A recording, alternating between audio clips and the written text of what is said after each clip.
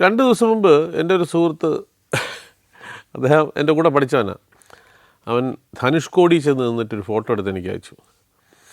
സുനിത് ഫെൻ എന്നാണ് അവൻ്റെ പേര്. ഞങ്ങൾ ഒരുമിച്ച് ഒരേ ക്ലാസ്സിൽ പഠിച്ചതാണ്. സുനിത്, അവൻ ബൈക്ക് യാത്രകൾ ഇഷ്ടപ്പെടുന്നവനാണ്. അപ്പോൾ അവൻ അവിടെ ചെന്ന് നിന്നിട്ട് ധനുഷ്കോടി എന്ന് പറഞ്ഞിട്ട് ഫോട്ടോ എടുത്ത് ഞങ്ങൾ പ്രൈമറി സ്കൂളിൽ പഠിച്ച ഞങ്ങളെ ഒരു ഗ്രൂപ്പുണ്ട്. അപ്പോൾ ഈ ഗ്രൂപ്പിൽ ഇവൻ പോസ്റ്റ് ചെയ്തു. അപ്പോൾ ഞാൻ ആ പോസ്റ്റിലിട്ടു, ആ സ്ഥലം എനിക്കെന്തോ ഇഷ്ടമില്ലാത്ത സ്ഥലമാണ്. രാമേശ്വരം ഓക്കെ, അവിടെ അമ്പലമുണ്ട്, കാര്യങ്ങളൊക്കെ ശരി തന്നെ. പക്ഷെ അവിടെ നിന്ന് ധനുഷ്കോടിയിലോട്ട് പോയി കഴിഞ്ഞാൽ ഞാൻ പറഞ്ഞു ഭയങ്കര നെഗറ്റീവ് എനർജി ഉള്ളൊരു സ്ഥലമാണ്. കാര്യം ഒറ്റ രാത്രി കൊണ്ട് 10,000-2000 കൂടുതൽ ആൾക്കാർ മരിച്ച സ്ഥലമാണ്. അതിങ്ങനെ കടലിലേക്ക് പ്രൊട്രൂഡ് ചെയ്ത് നിൽക്കുന്ന ഒരു ഏരിയയാണ്. ഒരു ഐലൻഡ് പോലെയാണ്, ശരിക്കും ഐലൻഡാണത്. കാര്യം അതാണല്ലോ പാമ്പൻ പാലം വഴിയാണല്ലോ അപ്പുറത്ത് പോണത്, രാമേശ്വരത്തേക്ക് പോണത്. അപ്പോൾ ഈ ധനുഷ്കോടി എന്ന് പറഞ്ഞ സ്ഥലത്ത് അവിടെ വലിയൊരു ഒരു ടൗൺഷിപ്പ് ഉണ്ടായിരുന്നു, റെയിൽവേ സ്റ്റേഷൻ ഉണ്ടായിരുന്നു, പിന്നെ ഒരു കോളേജ് ഉണ്ടായിരുന്നു, പള്ളി ഉണ്ടായിരുന്നു, പിന്നെ ഗവൺമെൻറ് ഓഫീസുകൾ, പല സംഭവങ്ങളും ഉണ്ടായിരുന്നു അവിടെ. 1964 ഡിസംബർ മാസം 23-നാണെന്നോ 22-ഓ 23-ഓ 1964 ഒരു സുനാമി വന്നിട്ട് ഈ വെള്ളം കയറി ഇറങ്ങി അങ്ങ് പോകുമ്പോൾ എല്ലാത്തിനെയും കൊണ്ടുപോയി. ഒരു ട്രെയിനും പോയി. ആ ട്രെയിനകത്ത് 170 പേരെന്തോ ആ ട്രെയിൻ പോകാനായിട്ട് റെഡിയായിട്ട് പ്ലാറ്റ്ഫോമിൽ നിൽക്കുകയായിരുന്നു ധനുഷ്കോടിയിൽ. ആ ട്രെയിൻ ഉൾപ്പെടെ വെള്ളത്തിൽ പോയി, ഒന്നും കിട്ടിയില്ല, കംപ്ലീറ്റ് സംഭവം പോയി. ആ ഹോസ്റ്റലിൽ കിടന്നുറങ്ങിയ കുറേ കുട്ടികൾ, അവിടെ ആരൊക്കെ ഉണ്ടായിരുന്നു, അവിടെ ഒരു സിനിമയുടെ ഷൂട്ടിംഗ് നടക്കുന്നുണ്ടായിരുന്നു. ജമിനി ഗണേശനും സാവിത്രി അഭിനയിക്കുന്നൊരു സിനിമ. ആ സിനിമയുടെ ഷൂട്ടിംഗ് നടക്കുന്ന സമയത്ത് ഇവർ അവിടെ ഇല്ലായിരുന്നു, അവർ അപ്പുറത്തങ്ങാണ്ട് അവർ സ്റ്റക്കായിപ്പോയി. പിന്നെ അവരെയും പോലീസൊക്കെ വന്നിട്ട് പിന്നെ രക്ഷിച്ചതാണ് അവരെ. പിന്നെ അവിടെ നിന്ന് പിന്നെ അവർ പോയി ഷൂട്ടിങ്. അപ്പോൾ ഷൂട്ടിങ്ങിൽ ഉണ്ടായിരുന്ന ആരെങ്കിലും മരിച്ചോ അതിനെപ്പറ്റിയൊന്നും എനിക്കറിയില്ല. പക്ഷേ ഇവരും ആ സമയത്തുണ്ടായിരുന്നു, അവർ സ്റ്റക്കായിപ്പോയി എന്ന് കേട്ടിട്ടുണ്ട്. ഇപ്പം നമ്മളൊരു സിനിമയുടെ ഷൂട്ടിങ്ങിന് തിരുവമ്പാടി തമ്പാൻ എന്ന് പറഞ്ഞ സിനിമയുടെ ഷൂട്ടിങ് ക്ലൈമാക്സ് ഷൂട്ട് ചെയ്ത് അവിടെയാണ്. അത് ഷൂട്ട് ചെയ്യാനായിട്ട് അവിടെ ചെന്നപ്പം ഈ ജയറാമും പിന്നെ അതിനകത്തുള്ള മറ്റുള്ളവരുമായിട്ടുള്ള ഫൈറ്റ് സീക്വൻസ്, ക്ലൈമാക്സ് ഫൈറ്റാണ് എടുക്കുന്നത്. അപ്പോൾ അമ്പിളിച്ചേട്ടനുണ്ട്, ഞാനുണ്ട്. നമ്മളൊന്നും ഫൈറ്റ് ചെയ്യണില്ല, നമ്മളൊക്കെ ഈ ഫൈറ്റിൻ്റെ സമയത്ത് അവിടെ നിൽപ്പുണ്ട്. അപ്പോൾ ഇടയ്ക്കിടയ്ക്ക് ക്യാമറ ഇങ്ങോട്ട് തിരിയുന്ന സമയത്തേ നമുക്ക് വരുള്ളൂ. നമ്മൾ വെറുതെ നിന്നാൽ മതി, അതിനകത്ത് വേറെ സംഭവമൊന്നുമില്ല. പിന്നെ അമ്പിളിച്ചാണ് പിന്നെയും എന്തെങ്കിലും ഉള്ളത്. എനിക്ക് വെറുതെ നിൽപ്പ് മാത്രമേ ഉള്ളൂ. 5 ദിവസം. ഈ ഒന്നാമത്തെ കാര്യം, ആ സ്ഥലം മുഴുവൻ കാണുമ്പോൾ തന്നെ നമുക്കങ്ങ് ഭയങ്കര മാനസികമായിട്ടങ്ങ് വിഷമം. കാര്യം ഈ ഒരു പള്ളിയുണ്ട്, അതിന് കൂരയൊന്നുമില്ല, പള്ളിയുടെ അൾത്താര ഇത് മാത്രമേ ഉള്ളൂ. അത് മുഴുവൻ നശിച്ചു പോയി, തകർന്ന് തരിപ്പുള്ളൂ. റെയിൽവേ സ്റ്റേഷൻ ഒന്നുമില്ല, അതിൻ്റെ വാട്ടർ ടാങ്ക് എന്തോ നിൽപ്പുണ്ട്, അത് മാത്രമേ ഉള്ളൂ. അപ്പോൾ എല്ലാം ഈ മരണം വിളിച്ചോതുന്ന കുറേ സ്തൂപങ്ങളാണ് അവിടെ ഇവിടെയൊക്കെ നിൽക്കുന്നത്. അവിടെ പോയിട്ടുള്ളവർക്കത് മനസ്സിലാവുക. അപ്പം നമുക്ക് മനസ്സിലിങ്ങനെ വിഷമമാണ്. കാര്യം നിന്ന നിപ്പിന് 2000 പേര് മരിക്കുക എന്നൊക്കെ പറഞ്ഞാലേ ഒരു ദുഃഖം ഇങ്ങനെ തളം കെട്ടി നിൽക്കുന്ന സ്ഥലം, അയ്യോ ഇവിടെയാണല്ലോ എന്നുള്ളൊരു ചിന്ത മനസ്സിലിങ്ങനെ വരും. അപ്പോൾ അതുകൊണ്ട് എനിക്ക് ആ സ്ഥലത്തോട് എനിക്ക് താല്പര്യം, ഇപ്പോഴും എനിക്ക് ആ സ്ഥലം ഇഷ്ടമല്ല. അത് കഴിഞ്ഞ് ഞാൻ പല പ്രാവശ്യം രാമേശ്വരത്ത് പോയി, ഞാൻ പക്ഷേ ധനുഷ്കോടി പോയില്ല, എനിക്ക് പോകാനായിട്ടൊരു മാനസികമായിട്ട് തോന്നിയില്ല. അത് കഴിഞ്ഞ് നമ്മൾ ഈ ഷൂട്ടിങ് ഈ പറഞ്ഞ പോലെ നമുക്ക് ഇടയ്ക്കിടയ്ക്കേ വരുള്ളൂ. ഫൈറ്റ് ഇങ്ങനെ എടുക്കുന്നുണ്ട്. ചൂടെന്ന് പറഞ്ഞാൽ അസാമാന്യ ചൂടെന്ന് പറഞ്ഞാൽ അസാമാന്യ ചൂട്, ഭയങ്കര ചൂട്. മണലെല്ലാം കൂടെ പഴുത്തിട്ട് ഇവിടെ ഒരു ചെറിയൊരു അമ്പലമുണ്ട്. ഈ അമ്പലത്തിൻ്റെ ഫ്രണ്ടിൽ ഒരു ടിൻ ഷീറ്റ് ഇട്ടടിച്ച ഒരു ചെറിയൊരു ഷെഡുണ്ട്. പക്ഷേ ഓപ്പൺ ഷെഡാണ്. അപ്പോൾ കാറ്റ് കിട്ടും. ഈ ഷെഡിനകത്ത് ഇരിക്കാം, വേറെ സ്ഥലമൊന്നുമില്ല. അവിടെ ടെൻ്റൊന്നും വയ്ക്കാക്കില്ല, കാറ്റടിച്ചുകൊണ്ട് പോകും. അതുകൊണ്ട് കാറ്റുണ്ട്, പക്ഷേ ചൂട് കാറ്റാണ് വരുന്നത്. അപ്പോൾ ഈ വെയിൽ കാരണം ഞാൻ ഒരു കൂളിംഗ് ഗ്ലാസ് വെച്ചപ്പോൾ ഈ ഇടയ്ക്ക് കൂളിംഗ് ഗ്ലാസ് ഊരുമ്പം ഈ കൂളിംഗ് ഗ്ലാസ് ഇത്രയും മാത്രം വെളുത്തിരിക്കും, ബാക്കി ഫുൾ കറുത്തു. കാര്യം അത്രയ്ക്ക് വെയിൽ. അമ്പിളിച്ചേട്ടനുമുണ്ട്. അപ്പോൾ എനിക്ക് സംസാരിക്കാനാണ് യൂണിറ്റ് മുഴുവൻ തമിഴ്നാട്ടുകാർ. കാര്യം ആ ഷെഡ്യൂളിൽ പോയപ്പോൾ അവിടെ നിന്നാണ് ആൾക്കാർ വന്നത്. അപ്പോൾ എനിക്ക് പരിചയമുള്ള ആരുമില്ല.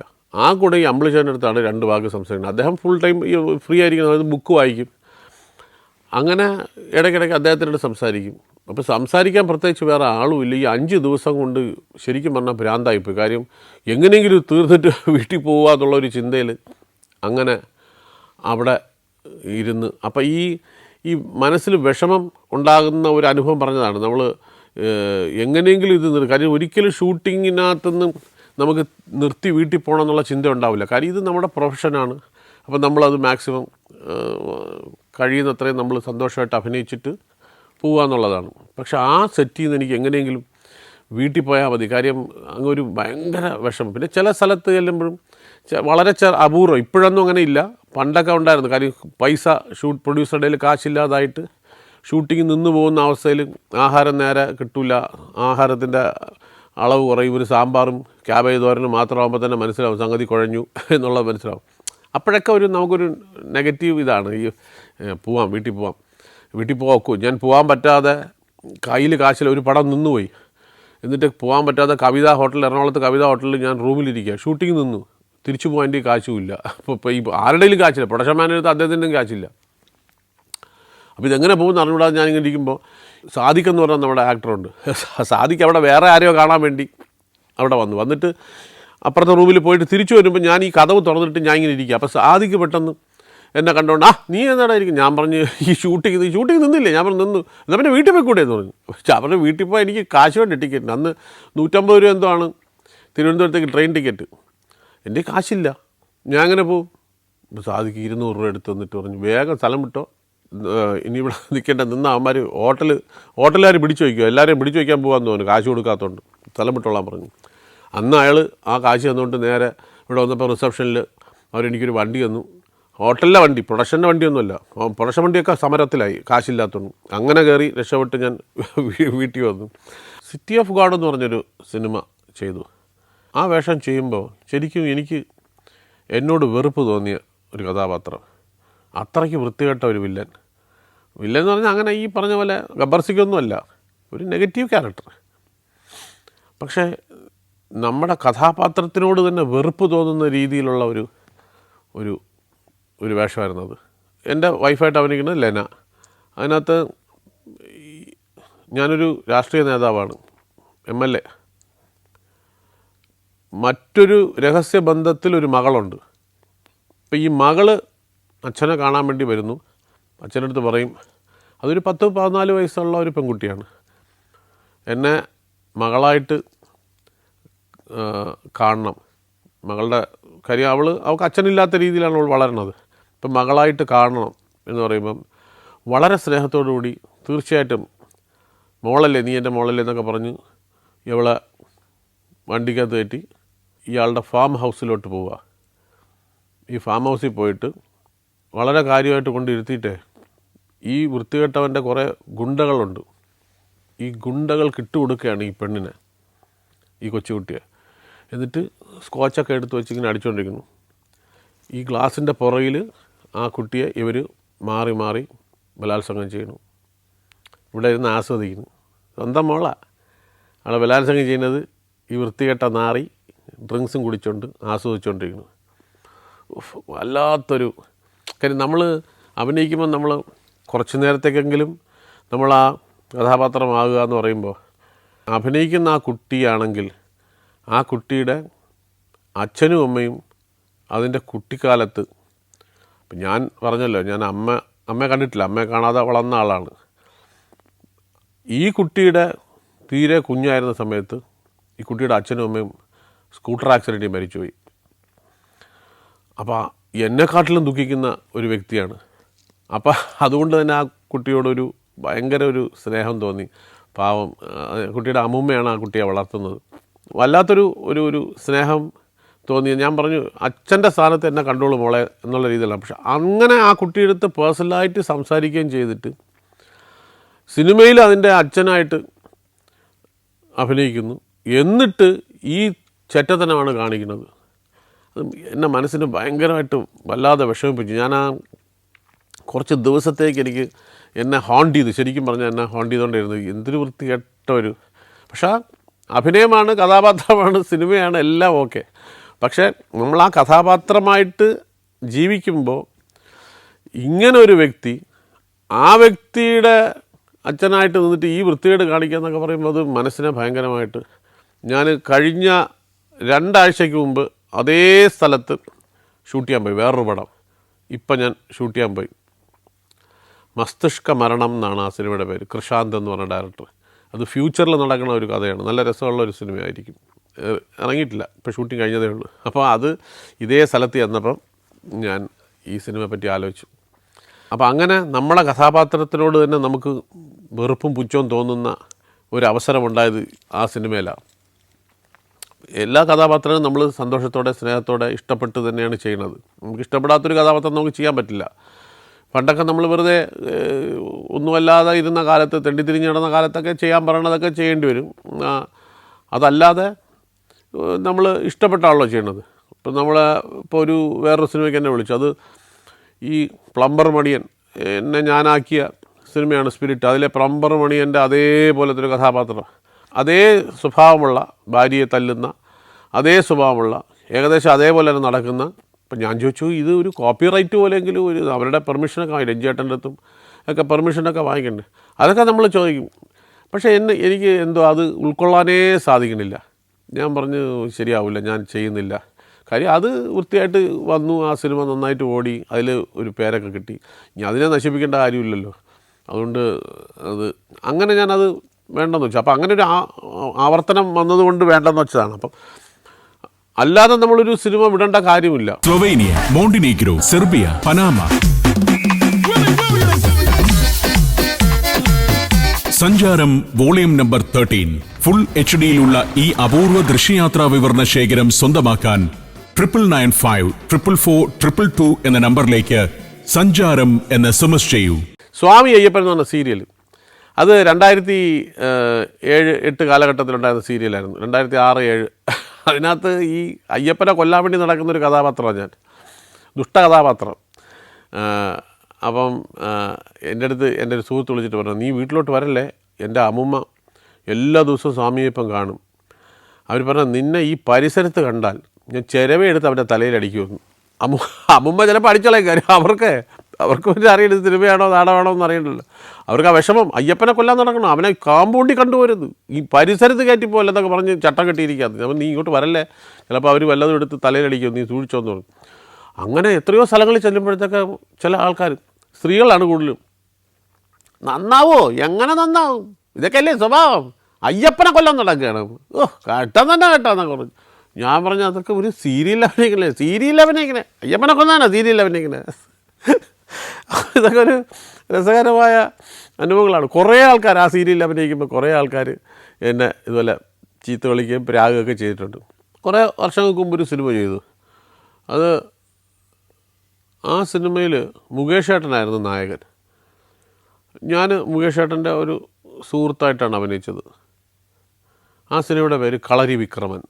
സിനിമ ഇറങ്ങിയില്ല, കുറേ ദിവസം ഷൂട്ട് ചെയ്തു. എനിക്ക് തോന്നുന്നു ഒരു 2-3 ദിവസം കൂടെ ഷൂട്ട് ചെയ്താൽ ആ സിനിമ തീരുമായിരുന്നു. അത് 10-25 ദിവസം, 20-22 ദിവസം ഷൂട്ട് ചെയ്തു. ആ സമയത്ത് അത് പാക്കപ്പായിപ്പോയി. പാക്കപ്പായി പോയെന്ന് പറഞ്ഞാൽ അത് കാശില്ലാത്തതുകൊണ്ടായതല്ല, അതിൻ്റെ പ്രൊഡ്യൂസർ ഗൾഫിലെങ്ങാണ്ടോ ആയിരുന്നു. അപ്പോൾ അദ്ദേഹം കാശ് അയച്ചു കൊടുത്തിട്ട് ഇവിടെ അത് ആരോ ഡീൽ ചെയ്തുകൊണ്ടിരുന്നു. അത് അയച്ചു കൊടുത്തതിൻ്റെ ഇതിൽ എന്തോന്നോ തിരിമറി നടന്നു എന്ന് സംശയത്തിൻ്റെ പുറത്തോ അങ്ങനെ എന്തോ ഒരു പ്രശ്നം വന്നതാണ്. എന്തായാലും അദ്ദേഹം പിന്നെ കാശ് അയക്കില്ല എന്നങ്ങോട്ട് പറഞ്ഞു, ഷൂട്ടിങ് നിന്നു. മുകേഷ് ഏട്ടൻ്റെ സുഹൃത്തായിട്ടാണ് ഞാൻ അഭിനയിക്കുന്നത്. അന്നപ്പോൾ ആ കൂട്ടത്തിൽ വേറെ ആരോ 1-2 പേരുണ്ടായിരുന്നു, എനിക്കിപ്പോൾ ഓർമ്മ വരുന്നില്ല ആരെന്ന്. ആ ഷൂട്ടിങ് നടക്കുമ്പോഴാണ് നമ്മുടെ നടൻ രതീഷ് ഏട്ടൻ മരിച്ചു പോണത്. അങ്ങനെ ആ ലൊക്കേഷനിൽ നിന്ന് മുകേഷ് ഏട്ടനും ഞാനും കൂടെ മുകേഷ് ഏട്ടൻ്റെ കാറിൽ ശവസംസ്കാര ചടങ്ങിന് വേണ്ടിയിട്ട് വന്നിട്ട് തിരിച്ച് ഞങ്ങൾ ഈ ഷൂട്ടിങ് നിന്നുപോയി. അപ്പം അതിനകത്തൊരു നായികയുണ്ട്. ആ നായിക ആദ്യം ഒരു തമിഴ് പടത്തിൽ അഭിനയിച്ചു, ആ പടം നിന്നുപോയി. അങ്ങനെ അത് കഴിഞ്ഞൊരു പടം ചെയ്തു അവർ, ആ പടവും നിന്നുപോയി. അപ്പോൾ അവർക്കൊരു ചീത്തപ്പേര് പോലെയായി. കാര്യം അവരഭിനയിക്കുന്ന പടം മുഴുവിപ്പിക്കാൻ സാധിക്കില്ല എന്നുള്ള അത് കഴിഞ്ഞിട്ടങ്ങാണ്ടാണ് ഈ പടത്തിൽ നിന്ന് അഭിനയിക്കുന്നത്, ഈ പടവും നിന്നുപോയി. അപ്പോൾ അവർക്കൊക്കെ ഭയങ്കര വിഷമമായി. അവർ ബേസിക്കലി മലയാളി ബ്രാഹ്മിൻസ് അങ്ങനെ എന്താണ്, മലയാളികളാണ്. ഇവിടെ പണ്ടങ്ങാണ്ട് ഇവിടെയാണ്, പിന്നെ അവർ ചെന്നൈയിലോ ബാംഗ്ലൂരോ കൊണ്ട് സെറ്റിൽ ചെയ്തു. അങ്ങനെ അത് ബോംബെ സെറ്റിൽ ചെയ്തു. അപ്പോൾ ഇവർ ചെയ്ത 2-3 പടങ്ങൾക്കൊക്കെ ഇതേ വിധി. അപ്പോൾ അവർ പിന്നെ ഹിന്ദി പടം എന്തോ ചെയ്തു, അതും എന്തോ പ്രശ്നമായി. അപ്പോൾ അവരൊരു ഭാഗ്യമില്ലാത്ത നടിയാണെന്നുള്ള രീതിയിൽ ഇത് വന്നു. അപ്പോൾ നമുക്കും തോന്നി ശരിയായിരിക്കും, അവർ പോയി അഭിനയിക്കുന്നതെല്ലാം നിന്ന് പോണു, ഇറങ്ങുന്നില്ല. കൂടുതൽ എന്തിനു പറയണത്, അവരാണ് വിദ്യാബാലൻ. അവർ പിന്നെ എവിടെ എത്തിയെന്നുള്ളത് ഞാൻ പറയേണ്ട കാര്യമില്ലല്ലോ. ഇന്ത്യയിലെ ഏറ്റവും വലിയ ലേഡി സൂപ്പർ സ്റ്റാറായി മാറിയവർ. ഇപ്പോൾ അവർ കല്യാണമൊക്കെ കഴിഞ്ഞു, ഇപ്പോഴും അഭിനയിക്കുന്നുണ്ട്. പക്ഷെ അവർ പിന്നെ ചെയ്ത ഒരു നല്ല കാര്യം എന്ന് പറഞ്ഞാൽ അവർ വന്ന് ആ പടം തീർത്തു തരാമെന്ന് പറഞ്ഞു. പക്ഷെ അവർ രണ്ടാമത് വന്ന് തീർത്തിരുന്നെങ്കിൽ അവർ പക്ഷേ ആ പടം ഗംഭീരമായിട്ട്, കാര്യം അവർക്കപ്പം വലിയ പേരായി കഴിഞ്ഞു. പക്ഷേ സാങ്കേതികമായിട്ടുള്ള എന്തൊക്കെയോ കാരണങ്ങൾ കൊണ്ട് ഇപ്പം മുകേഷ് ഏട്ടൻ അന്ന് എപ്പോഴോ കണ്ടപ്പോൾ പറയുകയും ചെയ്തു നമ്മളത് വീണ്ടും ചെയ്യാം. മുകേഷ് ഏട്ടൻ തന്നെയാണ് പറഞ്ഞത്, അവർ വന്ന് ഷൂട്ട് ചെയ്ത് തരാമെന്ന് പറഞ്ഞു. അതുകൊണ്ട് പക്ഷെ നടക്കുമെന്ന് അറിയില്ല, എനിക്കറിയില്ല എന്താ സംഭവിച്ചതെന്ന്. പിന്നെ ആ പ്രൊഡ്യൂസർ മുമ്പോട്ട് പോകാത്തത് ആണോ, അത് എന്താ സംഭവിച്ചതെന്ന് അറിയില്ല. എന്തായാലും ആ പടം നടന്നില്ല. അങ്ങനെ കളരി വിക്രമൻ നിന്നുപോയി. അപ്പോൾ പറഞ്ഞത് വിദ്യാബാലൻ്റെ കൂടെ അഭിനയിക്കാൻ സാധിച്ചു എന്നുള്ളതാണ്. അവർക്ക് പക്ഷേ ഒന്നും ഓർമ്മ കാണില്ല, നമ്മളെയും ഓർമ്മ കാണില്ല. കാര്യം അവരുടെ ആദ്യ തുടക്കകാലത്താണ്. പിന്നെ അതുപോലെ തന്നെ വേറൊരു പടം ഇറങ്ങിയില്ല എന്ന് പറഞ്ഞപ്പോൾ മുഴുവൻ ചെയ്തിട്ട് ഇറങ്ങാത്ത ഒരു പടം, സെൻസറിങ് മാത്രമേ ബാക്കിയുള്ളൂ, ഒരു പടത്തിൽ അഭിനയിച്ചു. ആ പടത്തിൽ മിയയാണ്, നമ്മുടെ മിയ ഉണ്ടല്ലോ, മിയയാണ് അതിനകത്ത് പ്രധാന വേഷം. അതൊരു ഫീമെയിൽ ഓറിയൻറ്റഡ് സ്റ്റോറിയാണ്. അതിൽ ഞാനാണ് ഒരു വില്ലനെ പോലത്തെ വില്ലൻ തന്നെ, ഒരു വൃത്തികെട്ട ഒരു കഥാപാത്രം. അത് ഈ കണ്ടാൽ തന്നെ അറയ്ക്കണ രീതിയിലുള്ള മുടിയും ബീഡിയൊക്കെ വലിച്ച് വൃത്തികെട്ട ഡ്രസ്സൊക്കെ ഇട്ടിട്ട് ഒരു വൃത്തികെട്ട, അതായത് ഒരു റെസിഡൻഷ്യൽ ഏരിയയിൽ, ഒരു വില്ല ഏരിയയിൽ നടക്കുന്ന ഒരു കഥയാണ്. അവിടുത്തെ എന്ത് പണിയും ചെയ്യും. ഇത് കക്കൂസ് ക്ലീൻ ചെയ്യണേ ചെയ്യും, ഡ്രെയിനേജിനകത്തിറങ്ങി ക്ലീൻ ചെയ്യും, പിന്നെ വണ്ടി കഴുകി കൊടുക്കും, സാധനം പച്ചക്കറി വാങ്ങിച്ചു കൊടുക്കും, എല്ലാ പണിയും ചെയ്യും. എന്നിട്ട് രാത്രി ആകുമ്പോഴത്തേക്കും ഈ വില്ലകളിലുള്ള ബാത്റൂമിൽ ചെന്ന് എത്തി നോക്ക്. ഇതാണ് ആ കഥാപാത്രത്തിൻ്റെ പരിപാടി. നമ്മൾ TG രവിച്ചേട്ടനും കോട്ടയം നസീറും ഒക്കെ ഉണ്ട്. ആ പടം ഫുൾ ഷൂട്ട് ചെയ്ത് എല്ലാം കഴിഞ്ഞു, എല്ലാം എഡിറ്റിങ്ങും എല്ലാം കഴിഞ്ഞു. പക്ഷേ ആ പടം റിലീസ് ചെയ്തില്ല. അതെന്താ എന്ന് ചോദിച്ചാൽ എനിക്കറിയില്ല. പ്രൊഡ്യൂസർക്ക് അദ്ദേഹം അത് വെറുതെ ഷൂട്ട് ചെയ്യാൻ വേണ്ടി ഷൂട്ട് ചെയ്തതാണെന്ന് തോന്നുന്നു. റിലീസ് ചെയ്യാൻ വേണ്ടി എടുത്ത പടമായിരിക്കില്ല. അദ്ദേഹത്തിൻ്റെ ലൈബ്രറിയിൽ സൂക്ഷിക്കാൻ വേണ്ടി എടുത്ത ഒരു സിനിമയായിട്ടാണ് തോന്നുന്നത്. പിന്നെ പൈസ ഉള്ളതുകൊണ്ട് അദ്ദേഹത്തിന് പ്രശ്നം കാണില്ലായിരിക്കും. എന്തായാലും ആ പടം അദ്ദേഹത്തിന് ഇറക്കാൻ താല്പര്യമില്ല. ഡയറക്ടർക്ക് അത് കഴിഞ്ഞ് കുറേ നാൾ പടം ചെയ്യാനൊത്തില്ല. പിന്നെ അദ്ദേഹം ഈ അടുത്ത കാലത്താണ് വീണ്ടും ഒരു പടം ചെയ്തത്. പടത്തിൻ്റെ പേരും ഇതൊന്നും പറയുന്നില്ല, കാര്യം അവരെല്ലാം ഇവിടെ തന്നെ ഉള്ളതുകൊണ്ട് ഒന്നും തൽക്കാലം പറയുന്നില്ല.